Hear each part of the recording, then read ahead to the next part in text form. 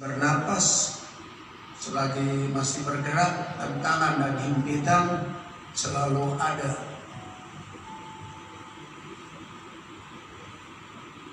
Ayub pasal 7 ayat 1. Bukankah manusia harus bergumul di bumi dan hari-harinya seperti hari-hari orang upahan? Kalau di dalam American Standard Version dia bilang begini, terjemahannya bilang begini. Jadi dalam Alkitab American Standard Version, tidakkah ada peperangan terhadap manusia di bumi? Berarti bergumul yang dimaksudkan di bumi ini peperangan. Dan bukankah hari-harinya sama seperti hari-hari orang upahan? Kalau di terjemahan lain, orang-orang pekerja kasar, terjemahan Alkitab yang lain. Jadi Bapak Ibu Saudara-saudara yang saya kasih dalam Tuhan Yesus Kristus, saya merasa bahwa beberapa minggu ini selalu dibicarakan mengenai kesukaran dan kesulitan yang mendampingi hidup ini. Kesukaran dan kesulitan yang selalu ada di sisi kiri, kanan, depan, belakang dari setiap kita. Dan itu adalah hal yang normal, hal yang biasa.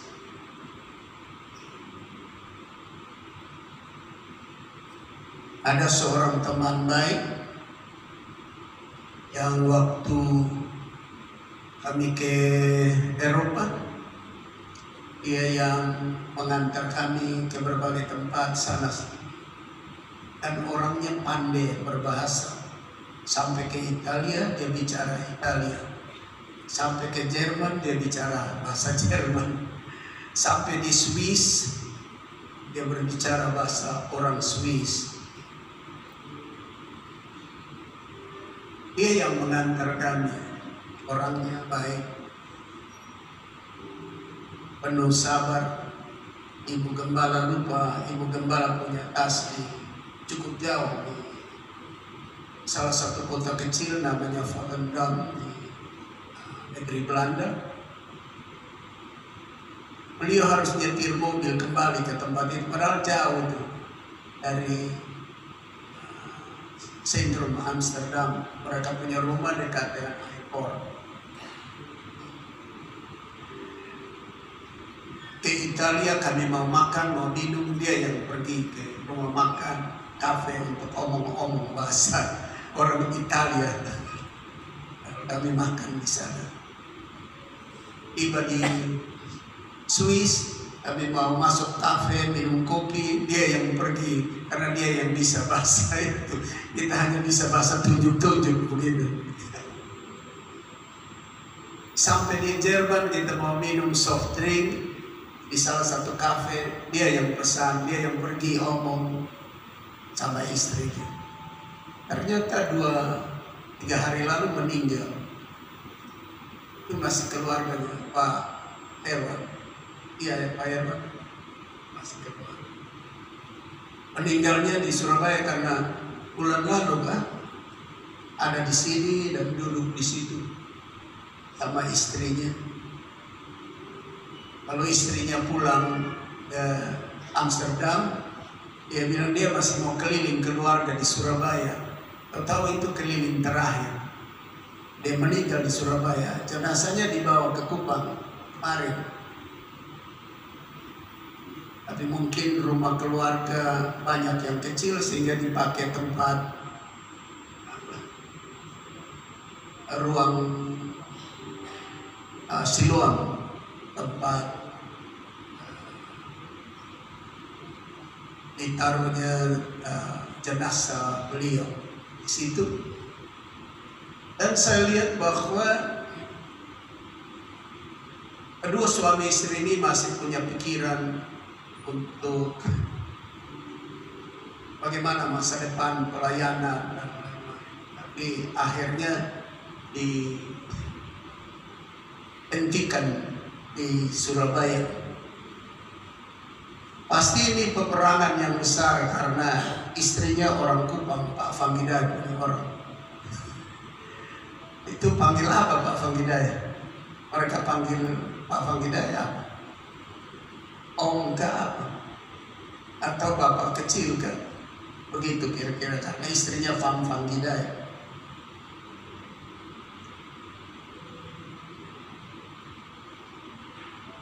Mereka punya peperangan yang besar adalah memiliki anak, tapi ternyata sampai suami meninggal tidak ada anak.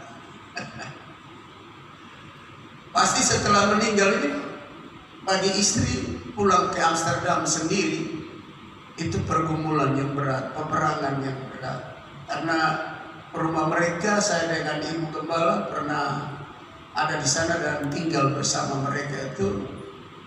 Hari-hari berhadapan dengan para imigran Muslim yang memenuhi lokasi di sekitar pinggiran airport itu karena rumah mereka dekat airport. Nah, beliau yang sudah meninggal ini hampir tiap hari keluar dan ketemu itu orang-orang Islam dan menginjil, bersaksi sama mereka para imigran dari Irak, dari Iran, dari Libya, dari Lebanon, macam-macam dari berbagai tempat, dari Suriah. Dan banyak kali dia menghadapi kesukaran dengan orang-orang Muslim itu. Tapi pergumulan-pergumulan yang berat itu menghasilkan ada yang diselamatkan. Jadi hidup ini kita mesti siapkan benar-benar karena pergumulan tidak pernah habis. Kesukaran tidak pernah habis. Karena di dalam Alkitab American Standard Version dia bilang bahwa tidak ada peperangan terhadap manusia di bumi, tanda tanya. Jawabannya ada, senantiasa. Nah, karena kita didampingi dengan kesukaran, kesulitan, kita mesti belajar untuk memahami firman Allah dan memahami Tuhan. Nah, saya mau baca dulu beberapa bacaan dari kitab Nehemia, mulai pasal 5 ayat 14 saya baca. Pula sejak aku diangkat sebagai bupati di tanah Yehuda, yakni dari tahun ke-20 sampai tahun ke-32 pemerintahan Artasasta. Jadi 12 tahun lamanya aku dan saudara-saudaraku tidak pernah mengambil pembagian yang menjadi hak bupati. Ini bupati bagus ya. Dia punya gaji tidak ambil. Dia punya hak-hak tidak ambil. Beda dengan sekarang ya, semua korupsi. Sudah ada gaji tapi masih korupsi. Tetapi para bupati yang sebelumnya, yang mendahului aku, kata Nehemia ini, sangat memberatkan beban rakyat. Bupati-bupati itu mengambil dari mereka 40 sikal perak sehari untuk bahan makanan dan anggur. Bahkan anak buah mereka merajalela atas rakyat. Jadi korupsi, pemaksaan. Bahkan dia punya anak buah pegawai juga nakal sekali. Jadi bupati-bupati sebelum Nehemia. Tapi sampai kepada sama Nehemia, dia tidak ambil gaji, dia tidak ambil tunjangan. Bahkan nanti kalau kita baca, kita dapatkan dia berkorban cukup banyak. Tetapi aku tidak berbuat demikian, kata Nehemia, karena takut akan Allah. Aku pun memulai pekerjaan tembok Yerusalem itu dan Bait Allah, walaupun aku tidak memperoleh ladang. Jadi dia bupati yang tidak dapat jatah apa-apa, digambarkan dengan ladang pun dia tidak dapat. Sebab semua bupati suka kasih satu ladang, masih ambil rakyat punya ladang. Sudah ambil rakyat punya ladang lagi pada zaman itu, paksa rakyat harus bayar sekian-sekian. Kalau tidak dihajar. Tetapi aku tidak berbuat demikian karena takut akan Allah. Aku pun memulai pekerjaan tembok Yerusalem, tembok Bait Allah, walaupun aku tidak memperoleh ladang. Dan semua anak buahku dikumpulkan di sana khusus untuk pekerjaan itu. Ayat 17, duduk pada mejaku orang-orang Yahudi dan para penguasa 150 orang, selain mereka yang datang kepada kami dari bangsa-bangsa sekeliling kami, yang disediakan sehari atas tanggunganku ialah. Jadi ini bupati ini, dia bilang semua tamu, dia punya pejabat, dia punya asisten, semua dia yang kasih makan siang malam.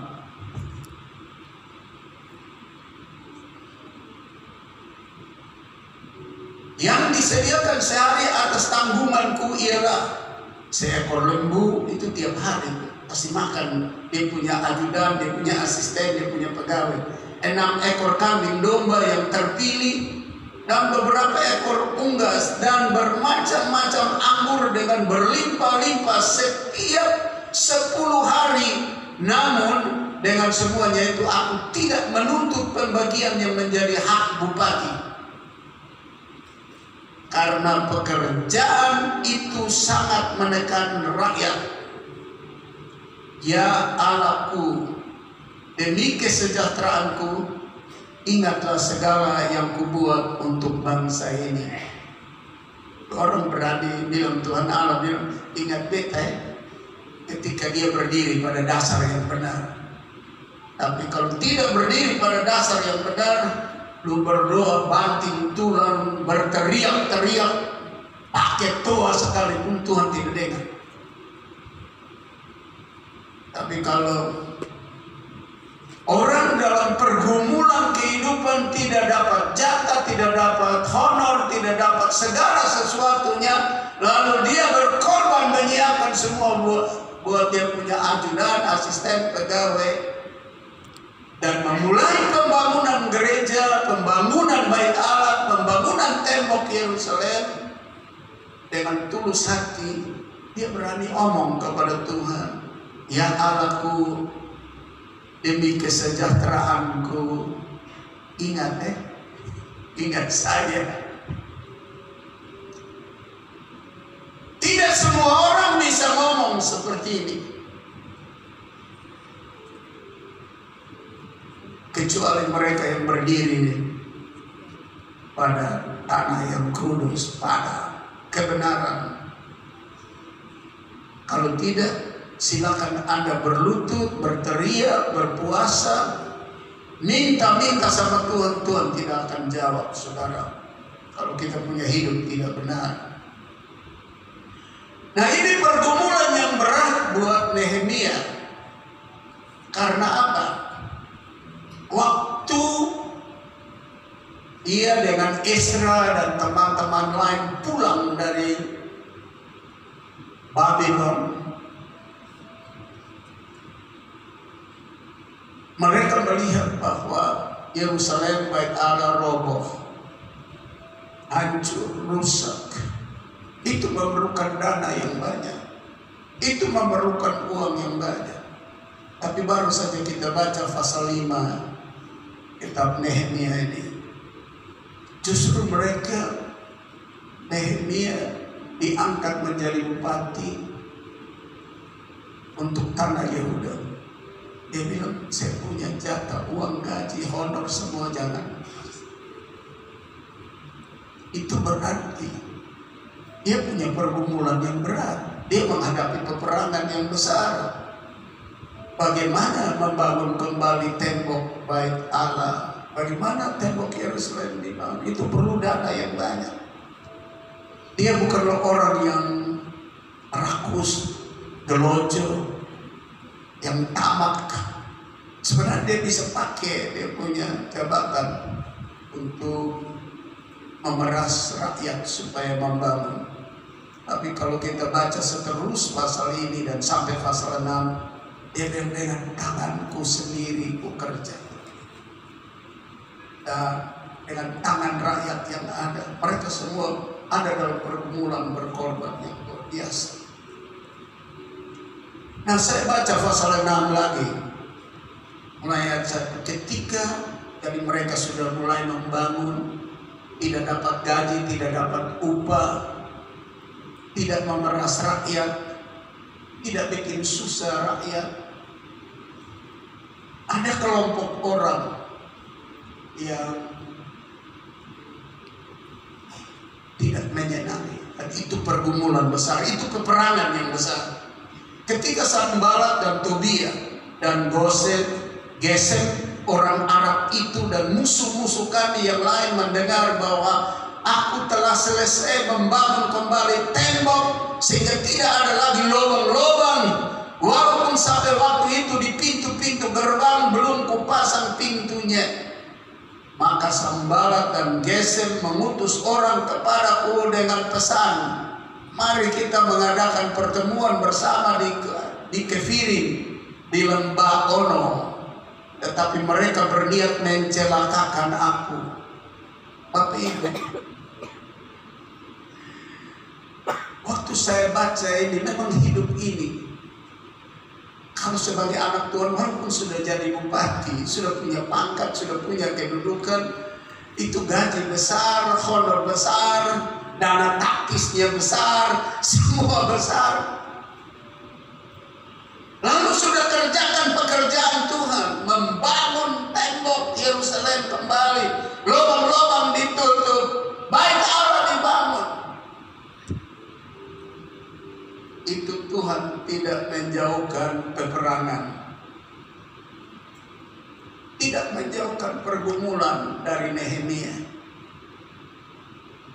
Ada kelompok orang yang tidak senang dengan pembangunan kembali bait Allah, tembok Yerusalem, di mana mereka kerja tidak dapat upah, tidak dapat gaji, tidak dapat apa-apa, bahkan berkorban. Masih ada orang yang tidak suka.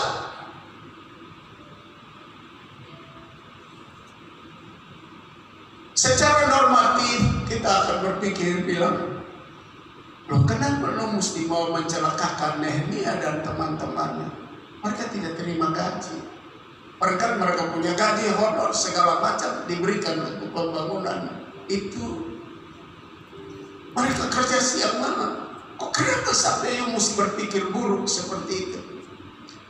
Tapi sekali lagi, hidup ini di dalam American Standard Version Alkitab, dia bilang kita ada dalam peperangan tiap hari. Maka itu firman Allah mencatat dengan tegas, hendaklah kamu kenakan seluruh perlengkapan senjata Allah, karena tiap hari kita berperang. Kita tidak boleh lengah, karena waktu kita ada dalam posisi kedudukan tinggi, uang banyak, harta banyak, segala macam, jangan rasa nyaman. Jangan terus rasa merdeka. Pilih bukti. Ada Sanballat, ada Tobia, ada Gesem, ada orang Arab, musuh-musuh yang mendengar kami melakukan yang terbaik. Justru mereka mengajak kami untuk melakukan pertemuan dengan tujuan mencelakakan kami, mencelakakan aku, menurut ayat 2. Maka Sanballat dan Gesem mengutus orang kepadaku dengan pesan, mari kita mengadakan pertemuan bersama di Kefirim. Kelihatannya ada kalimat ini bicara tentang sesuatu yang baik, tapi kalimat berikutnya di lembah Ono dia bilang pertemuan di situ, tetapi mereka berniat mencelakakan aku, kata Nehemia. Lalu aku mengirim utusan kepada mereka dengan balasan, aku tengah melakukan suatu pekerjaan yang besar, yaitu membangun kembali tembok Yerusalem dan Bait Allah. Ini pekerjaan besar. Aku tidak bisa datang. Untuk apa pekerjaan ini terhenti? Oleh sebab aku meninggalkannya dan pergi kepada kamu. Ini menghadapi tantangan peperangan besar, menghadapi Sanballat, Tobia dan Gesem dan orang-orang Arab pada waktu itu.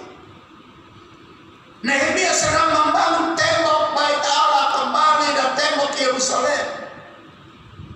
Peperangannya luar biasa, tapi karena dia berdiri pada prinsip yang benar, pada kehendak Tuhan sesuai pasal 5 ayat yang tadi terakhir berkata Tuhan, ingat sama saya, dia bilang dia berani menghadapi peperangan itu, dia berani menghadapi tantangan itu, dia berani menghadapi kelompok orang jahat itu dengan berkata, kasih tahu, saya tidak bisa tinggalkan pekerjaan pembangunan Bait Allah, pembangunan tembok Yerusalem. Saya tidak bisa meninggalkannya, saya harus menyelesaikannya. Berikan sanjungan terbaik. Nah, ayat 4, sampai 4 kali mereka mengirim pesan semacam itu kepadaku, dan setiap kali aku berikan jawaban yang sama kepada mereka. Dia punya pendirian kokoh, kuat dan teguh karena dia tahu hidup ini memang ada dalam pertempuran dan peperangan, tapi Allah pun beserta aku. Lalu dengan cara yang sama untuk kelima kali, 5 kali, Sanballat mengirim seorang anak buahnya kepadaku yang membawa surat yang terbuka, mau mencelakakan dengan cara mau membunuhnya. Mari kita lihat ayat 6. Dalam surat itu tertulis ada desas-desus, ada gosip-gosip. Jadi dia pakai berita gosip di antara bangsa-bangsa, dan Gasimu membenarkannya, bahwa engkau dan orang Yahudi berniat untuk memberontak, dan oleh sebab itu membangun kembali tembok lagi pula. Menurut kabar itu engkau mau menjadi raja mereka.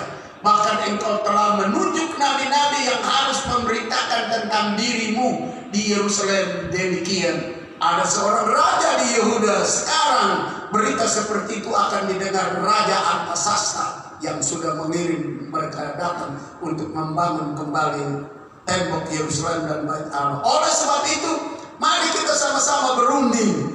Tetapi Nehemia berkata, tetapi aku, Nehemia, aku mengirim orang kepadanya dengan balasan, hal seperti yang kau sebut itu tidak pernah ada. Itu isapan jempolmu belaka.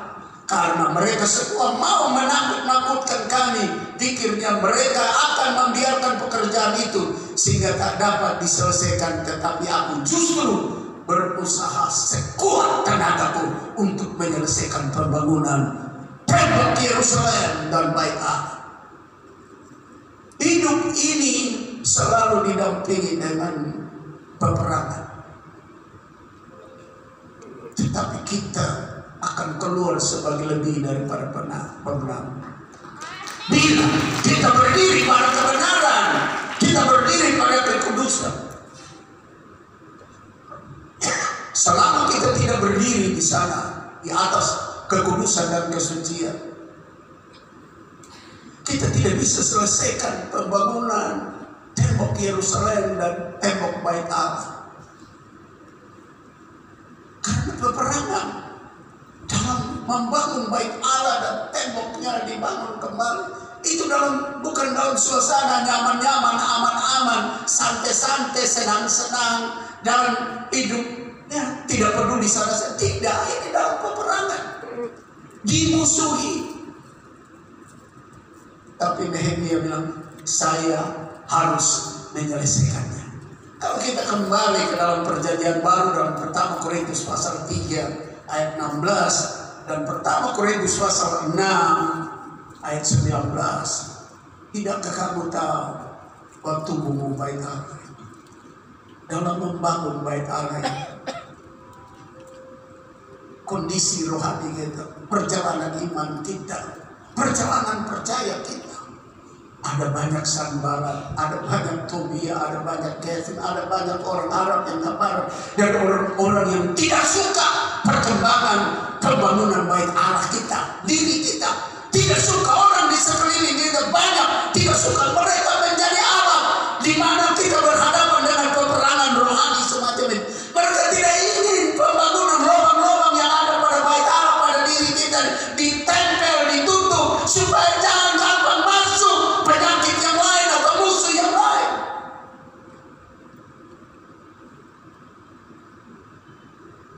Jadi kalau kita iring Tuhan, itu sama dengan membangun kembali bait Allah diri kita sendiri. Membuat lubang-lubang pada diri, hati kita, pikiran kita ditutup supaya jangan dimasuki musuh, sekalipun ada musuh di luar. Itu tidak berarti bahwa tidak ada musuh di sekeliling kita, tidak ada setru, tidak ada setan, tidak ada iblis, tidak ada orang-orang yang dipakai untuk perjalanan, perbaikan, pembangunan daripada bait Allah sejati ini berjalan mulus. Selalu mereka berupaya. Contoh-contoh sederhana, saudara mau membangun kembali bait Allah, mau bikin bait-bait temboknya, entah itu doa, puasa, membaca Alkitab, ada dalam peperangan besar.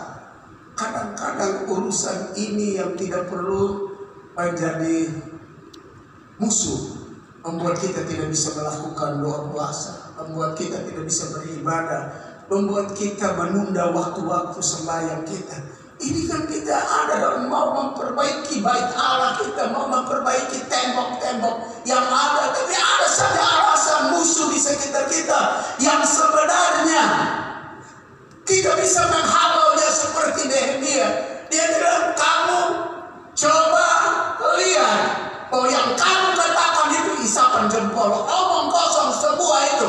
Aku tetap menyelesaikan pembangunan bait Allah ini. Aku tetap menyelesaikan temboknya sampai selesai, karena aku tahu aku berdiri pada kebenaran.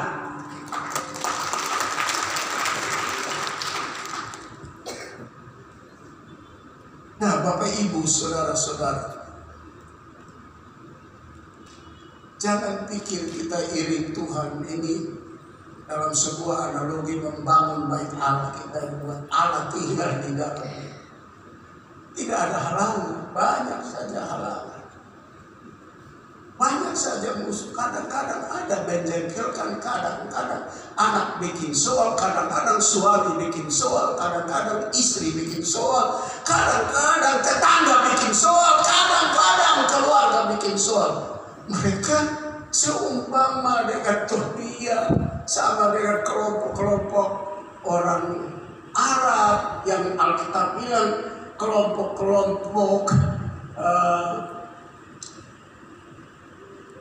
yang selalu merencanakan sesuatu yang buruk. Kita ada dalam peperangan, jadi kita mesti hati-hati. Jangan pikir kita tenang-tenang di rumah, jangan pikir kita tenang-tenang dalam usaha pekerjaan kita, lalu semua sudah aman-aman. Tidak. Ayub berkata di dalam American Standard Version Alkitab, dia bilang kita ada setiap hari dalam peperangan. Karena itu Bapak Ibu, saudara-saudara, Tamat Tesalonika 5:17 dia bilang tetaplah berdoa. Lukas pasal 18 ayat 1 dia bilang jangan cemu-cemu dan berhenti berdoa. Bapak Ibu, saudara-saudara yang saya kasih, menjelang tahun apa? Politik yang makin menghangat. Jadi pemilihan legislatif lebih dahulu. Kita selalu tayangkan di sini, ini peperangan besar. Politik uang akan jalan. Kalau kita tidak berdiri pada kebenaran, kekudusan, dan kesucian, maka kita akan kalah dalam peperangan itu. Kalahnya apa?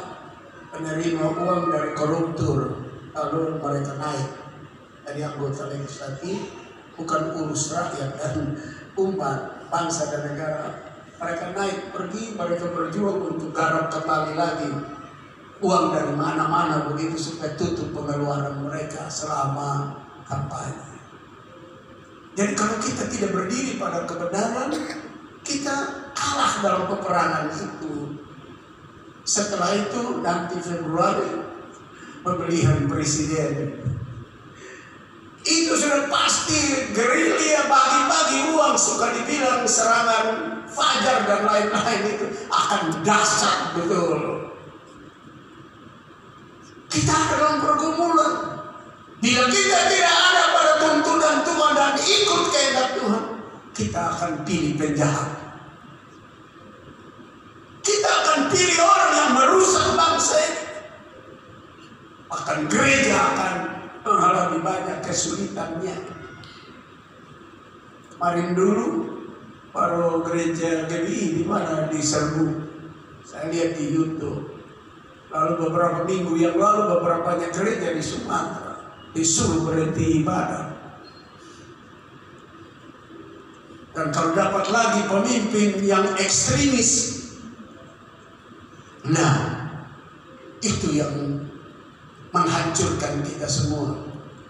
Pakai prinsip Nehemia, walaupun diundang dengan cara terhormat, walaupun ada trik mau membunuhnya, dia bilang, maaf, apapun yang terjadi, saya harus menyelesaikan pembangunan tembok Yerusalem dan Bait Allah. Dan tadi saya bilang pertama Korintus 3 ayat 16 dan pertama Korintus 6 ayat 19, dia berkata, tidakkah kamu tahu tubuhmu Bait Allah? Artinya apa? Tempat Allah harus tinggal. Kita harus menyelesaikan pembangunannya. Kita harus mentaati aturan membangunnya. Kita harus memberi kesempatan yang ada. Jangan ada lubang yang tidak tertambah. Sebab kalau ada lubang, ini bisa terjadi. Peperangan kita makin dahsyat, makin hebat. Our war is very, very hard in our front. Jadi kita mesti hati-hati. Nah, kelompok orang yang tidak menginginkan Nehemia menyelesaikan pembangunan Bait Allah, kita baca kembali ayat 1. Sanballat, Tobia, Gesem, orang Arab itu dan musuh-musuh kami yang lain.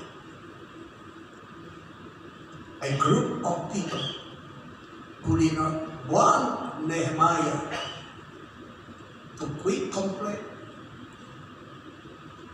the construction of the wall of Jerusalem and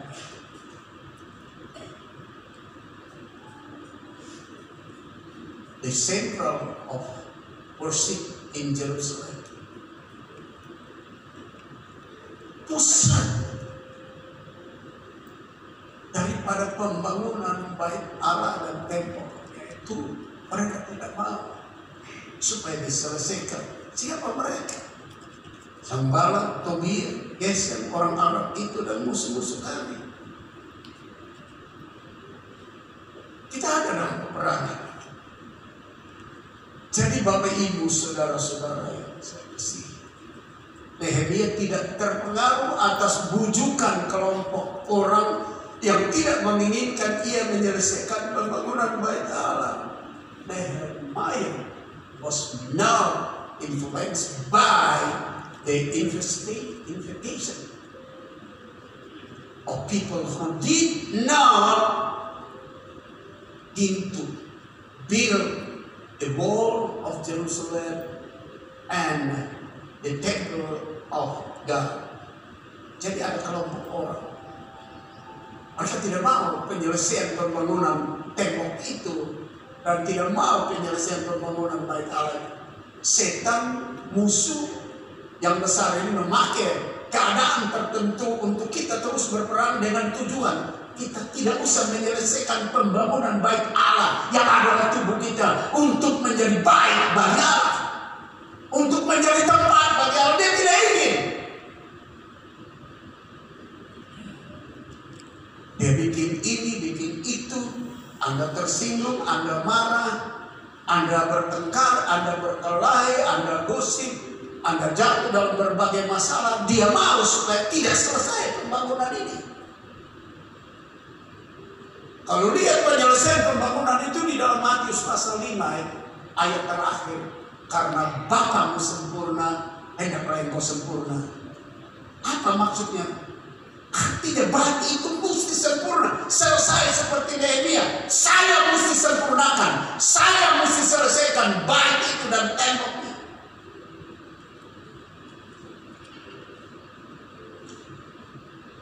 Pada zaman Nehemia, mereka berjuang dengan kekuatan mereka. Tapi zaman anugerah Roh Kudus yang tolong kita untuk selesai pembangunan bait itu sempurna.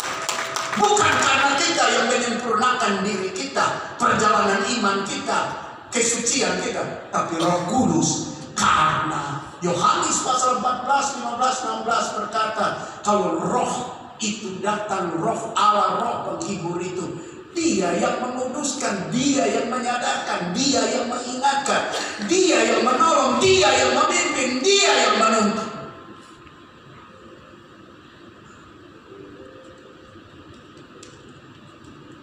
Jadi kita tidak boleh terpengaruh dengan situasi yang menggoda, yang menyusahkan kita, yang membujuk kita, yang ingin supaya pembangunan bait Allah ini, tempat Allah berdiam ini tidak selesai.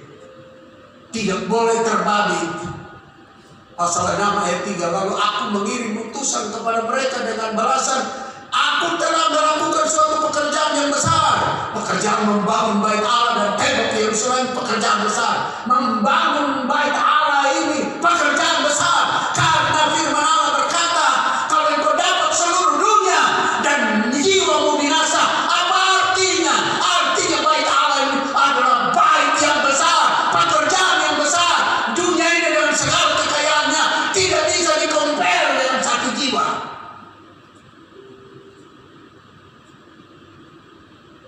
Aku tidak bisa datang, aku tidak bisa ikut apa kamu punya mau, apa kamu punya bujukan, apa kamu punya rencana. Saya tidak bisa ikut dan tidak bisa datang. Untuk apa pekerjaan ini terhenti? Untuk apa imanku berhenti? Untuk apa pekerjaan kekudusanku berhenti?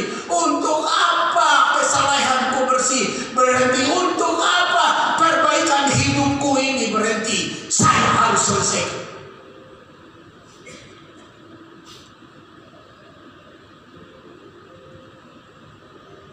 Berapa kali godaan datang? Bukan 1-2 kali, 5 kali. Sampai 5 kali godaan dan tuduhan itu menerpa Nehemia. Namun Nehemia memiliki kepekaan. Jadi Nehemia tidak mengikutinya.